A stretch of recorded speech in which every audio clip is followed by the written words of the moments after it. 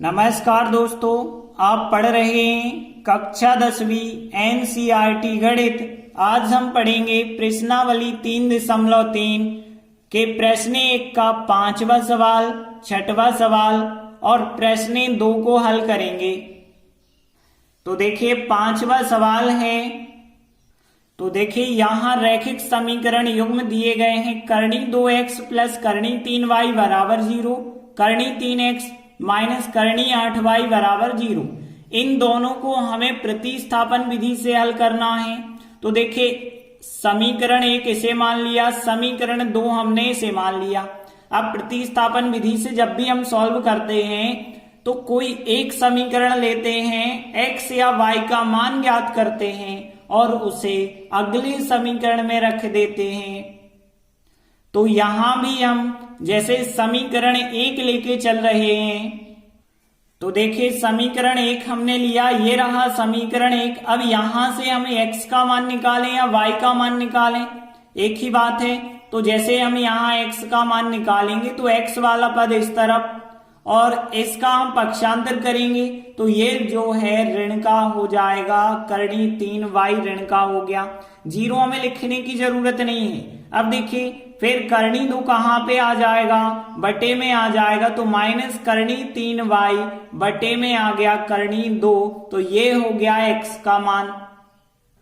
तो देखिए ये रहा x का मान। अब इस x के मान को हम समीकरण 2 में रखेंगे, क्योंकि हमने समीकरण 1 से निकाला है तो समीकरण 2 में ही रखना पड़ेगा। तो देखिए हमने लिखा है x बराबर माइनस करनी 3y बटे करनी 2 को समीकरण 2 में रखने मतलब प्रतिस्थापित करने पर। तो देखिए हम क्या करेंगे, यहाँ x की जगह पे ये वाला मान रखेंगे। तो हमने करनी 3 लिखा और फिर इस x की जगह x का मान करनी 3y बटे करनी 2 लिखा, फिर माइनस करनी 8y बराबर 0 लिखा। अब देखिए यहाँ करनी 2 करनी 3 कट नहीं पाएंगे, तो करनी 2 को हटाने के लिए हमें करनी 2 का प्रत्येक स्टेप से गुणा करना होगा। तो देखिए यदि हम करनी 2 का प्रत्येक स्टेप में गुणा करेंगे तो क्या आएगा। देखिए यहाँ पे 0 में करेंगे करनी 2 का तो कोई फर्क नहीं है, 0 ही आएगा। लेकिन जब इसमें करेंगे तो ये संख्या कट जाएगी, करनी 3 और करनी 3 का गुणा होगा तो 3 बाहर आएंगे और फिर y भी साथ में होगा। तो यहाँ पे माइनस का 3y बन जाएगा। यहाँ पे देखिए करनी 8 और करनी 2 का जब आप करेंगे तो करनी 16 हो जाएगा और 16 का वर्गमूल 4 होता है। तो यहाँ पे 4y बन जाएगा बराबर 0 में गुणा करेंगे करनी 2 का तो 0 ही बनेगा। और आगे सॉल्व करेंगे माइनस 3y माइनस 4y तो माइनस के 7y बराबर 0 हो गए। अब देखिए यहाँ माइनस से जब हमें गुणा करना होगा, क्योंकि माइनस का नहीं होना चाहिए, तो 7y बराबर 0 ही रहेंगे, क्योंकि माइनस का गुणा करेंगे ये प्लस का। अब देखिए 0 में कोई चिन्ह नहीं लगाया जाता कि 0 प्लस का है या माइनस का है। और 7 फिर बटे में जाएंगे और 0 बटे 7 हो जाएगा और 0 बटे 7 का मतलब 0 में 7 का भाग देना और 0 में किसी का भी भाग दो तो आंसर आता है 0। तो y बराबर क्या हो गया, उत्तर 0 हो गया। और जब y बराबर 0 हो गया तो y का मान यहाँ पे जाके रखेंगे तो एवं x का मान क्या मिलेगा। फिर देखिए x बराबर माइनस का करनी 3 और y की जगह 0 करेंगे बटे करनी 2 है। तो यहाँ पे 0 का गुणा किसी भी संख्या से करें 0 ही होगा बटे करनी 2। अब चाहे माइनस लिखो या ना लिखो 0 में तो कोई फर्क नहीं होगा। और 0 बटे करनी 2, 0 बटे कोई भी संख्या करोगे आंसर 0 ही होगा। तो यहाँ पे हमें मिल गया x बराबर 0। तो देखिए x बराबर 0 और y बराबर 0 हमारे रैखिक समीकरण के हल हो जाएंगे। तो देखिए हमने लिखा था दिए गए रैखिक समीकरण युग्म का हल x बराबर 0 और y बराबर 0 है। इसके बाद देखिए 6वां सवाल है।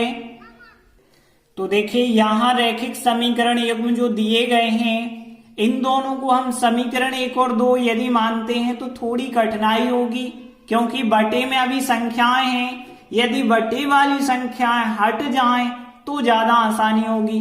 तो देखिए बटे में 2 है और बटे में 3 है, और 2 और 3 को यदि हमें हटाना है तो 2 और 3 के एलसीएम, और 2 और 3 का एलसीएम होता है 6, तो 6 का गुणा हमें प्रत्येक पद में करना होगा। तो देखिए यदि हम प्रत्येक पद में 6 का गुणा करेंगे तो इस प्रकार से होगा, 6 का गुणा हमें प्रत्येक पद में करना है। अब यहाँ 2 एकम 2, 2 3 6 कट जाएगी संख्या। 3 गुणित 3x करेंगे तो 3 त्रिका 9x बनेगा, माइनस 3 एकम 3, 3 दूनी 6 और 2 पंचे यहाँ 10y बन जाएगा, और 6 और 2 का गुणा करेंगे तो 6 दूनी 12 हो जाएगा।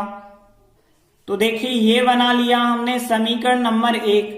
अब देखिए इस दूसरे को भी हम चेंज करेंगे, बटे में 3, 2 और 6 है, हम तीनों संख्याओं को हटाना चाहेंगे तो 3, 2, 6 का एलसीएम होता है 6, तो 6 का प्रत्येक पद में यहां भी गुणा करेंगे।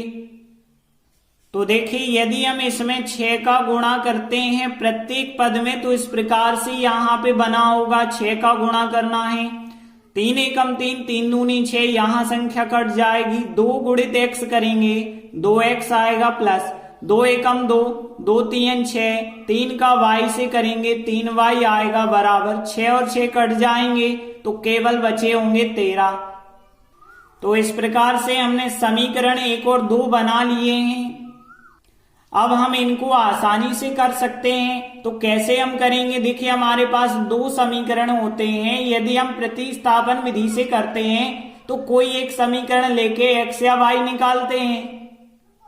तो देखिए हमने समीकरण 1 लिया, अब समीकरण 1 से हम x का मान निकालते हैं, तो कैसे निकलेगा? देखिए 9x बराबर 10y का पक्षांतर कर देंगे तो माइनस के 12 प्लस के हो जाएंगे 10y, और फिर 9 आ जाएंगे बटे में, तो x बराबर माइनस के 12 प्लस के 10y बटे में आ जाएंगे 9। तो देखिए जो हमने x का मान निकाला है अब इसे हम समीकरण 2 में रखेंगे क्योंकि 1 से निकाला है। तो देखिए x बराबर जो है उसको अब हम समीकरण 2 में रखेंगे या प्रतिस्थापित करेंगे। तो देखिए यहाँ पे हमने 2 लिखा और x की जगह है इस x के मान को रखेंगे, और इसके बाद यहाँ पे जो 3y है और बराबर 13 है इसको हमने वैसे ही लिखा। अब देखिए 2 से 9 तो कट नहीं पाएंगे, तो 9 को हटाने के लिए हमें 9 का गुणा हर एक पद से करना पड़ेगा। तो देखिए यदि हम प्रत्येक स्टेप में 9 का गुणा करेंगे तो यहाँ भी 9 का गुणा, यहाँ भी 9 का और यहाँ भी 9 का गुणा करना है। 9 से 9 कट जाएंगे लेकिन फिर भी यहाँ पे 2 बचा होगा, 2 का गुणा तो इस कोष्टक में करना होगा। तो यहाँ पे जब हम 2 का गुणा करेंगे तो 12 दूनी 24 होगा, 2 का 10y से करेंगे तो 10 दूनी 20y हो जाएगा, प्लस अब देखिए यहाँ पे तो कोई संख्या नहीं कटी, तो 9 का गुणा 3 से किया है तो 9 3 27y हो जाएगा, बराबर देखिए 13 का गुणा भी 9 से होगा, 13 नम्मा 117 हो जाएगा। इसके बाद देखिए 20y और 27y 47y हो गए, बराबर 117, 24 उस तरफ जाएंगे प्लस के हो जाएंगे, और यहाँ पे देखिए 47y बराबर टोटल यदि आप करेंगे 141 हो गए। अब देखिए y बराबर हो जाएगा 141, 47 गुणा से कहाँ आ जाएंगे? बटे में। अब देखिए यदि आप 47 को भाग करेंगे 141 में तो फिर 3 बार जाएगा, तो y का मान हमें मिल गया 3। तो यहाँ जो y का मान आया है इस y के मान को यहाँ पे जाके रख देंगे तो हमें x का मान मिल जाएगा। तो हमने लिखा एवं x का मान यदि देखें तो x बराबर माइनस के 12 प्लस के यहाँ 10y है तो 10 और y का मान 3 रखना और बटे कितना लिखना है? हमें 9 लिखना है। आगे देखिए हम जब सॉल्व करेंगे माइनस के 12 और 3 10 का गुणा 30 होगा, बटे 9 है। अब देखिए 30 धन के 12 ऋण के हैं तो यहाँ धन के 18 बच जाएंगे, 18 बटे 9 मतलब यहाँ पे 9 का भाग 18 में देंगे, 2 बार जाएगा तो फिर हमें x का मान कितना मिल गया, 2 मिल गया। तो x बराबर 2 और y बराबर 3 रैखिक समीकरण युग्म का हल हो जाएंगे। तो देखिए हमने लिखा, अतः दिए गए रैखिक समीकरण युग्म का हल x बराबर 2 और y बराबर 3 है। इस प्रकार से छठवां सवाल भी कंप्लीट हुआ। इसके बाद देखिए अगला प्रश्न 2 है।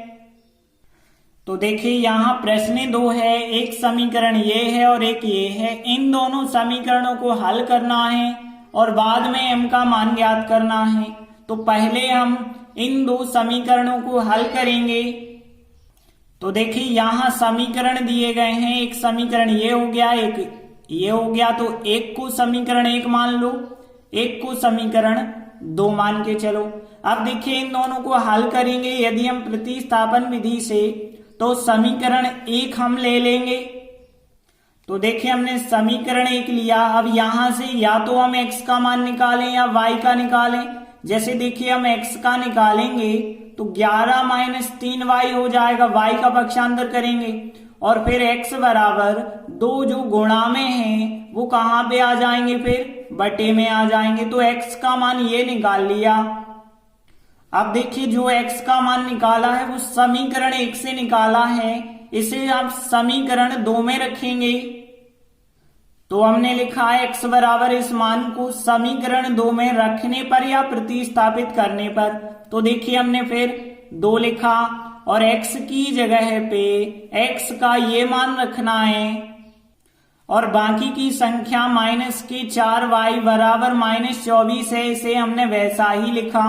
अब देखिए यहाँ पे 2 और 2 तो आपस में कट जाएंगे, कट गए तो ठीक है, वरना फिर हम पूरे संख्या में गुणा करते। फिर अब आगे हल करेंगे तो देखिए 11 माइनस 3y माइनस के हैं 4y और माइनस के हैं 24। अब y एक तरफ रखना है, अंक के एक तरफ।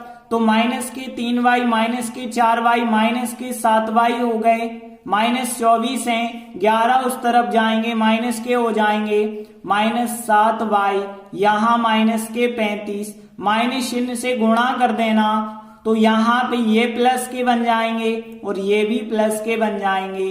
अब देखिए y बराबर 35, 7 आ जाएंगे बटे में, 7 का भाग देंगे 5 बार जाएगा तो 7 पौने 35।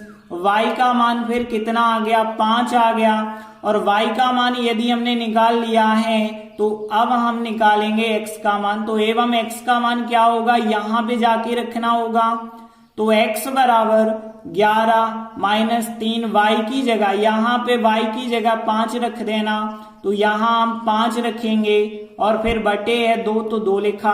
अब देखिए यहाँ 11 माइनस 5 15 हो जाएगा और बटे है 2।